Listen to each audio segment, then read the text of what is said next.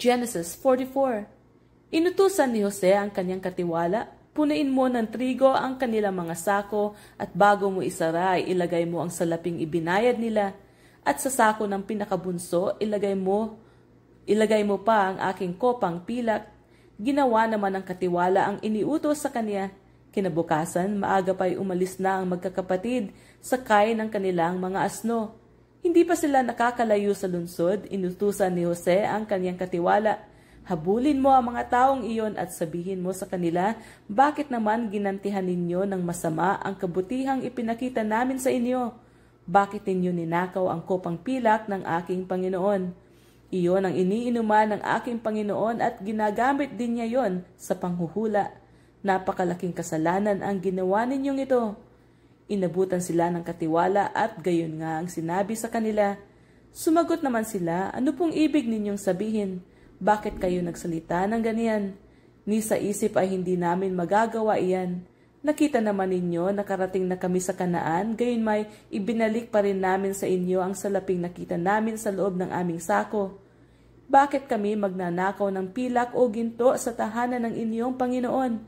Ginoo, kung makita po ninyo sa sino man sa amin ang kopang sinasabi ninyo, ay dapat mamatay at alipinin ninyo kaming lahat. Mabuti, tugon ng katiwala. Kung kanino makita ang kopa, siya ang gagawing alipin, makakalaya na ang iba. Ibinaba nila ang kanilang mga sako at pinagbubuksan. Isa-isang itong hinalughog ng katiwala mula sa pinakamatanda hanggang sa pinakabata at natagpuan ang kopa sa sako ni Benjamin. Pinunit nila ang kanilang damit sa tindi ng kalungkutan, ikinargang muli sa asno ang kanilang mga sako at bumalik sa lungsod. Nasa bahay pa si Jose nang magbalik si Huda at ang kanyang mga kapatid. Pagdating doon, siya yumukod sa kanyang harapan. Sinabi ni Jose, ano itong ginawa ninyo? Hindi ba ninyo alam na marunong akong manghula? Wala kayong maitatago sa akin. Wala na po kaming masasabi, sagot ni Huda. Wala po kaming maikakatwiran sa mga pangyayari. Diyos na po ang nagbunyag ng aming pagkakasala, kaya hindi lamang ang kinakitaan ng kopa, kundi lahat kami alipin na ninyo ngayon. Sinabi ni Jose, hindi ko gagawin yun.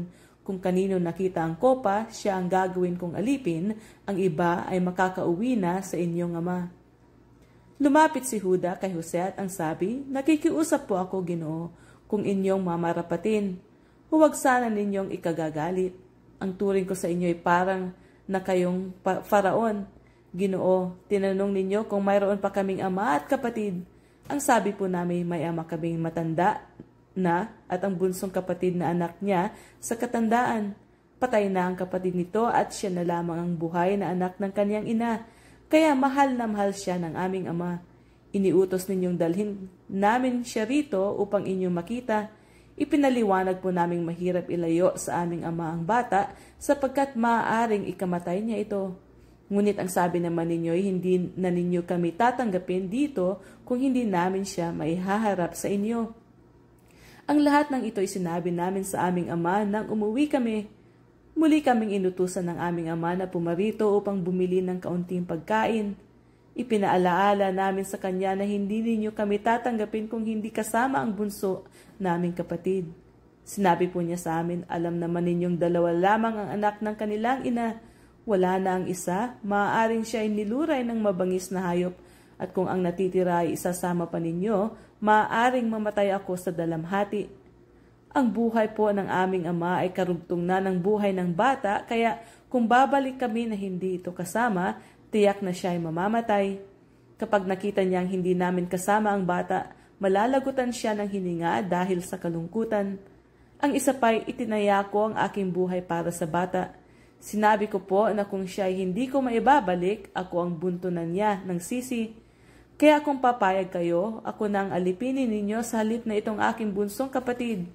Pahintulutan na ninyong isama siya ng iba kong mga kapatid.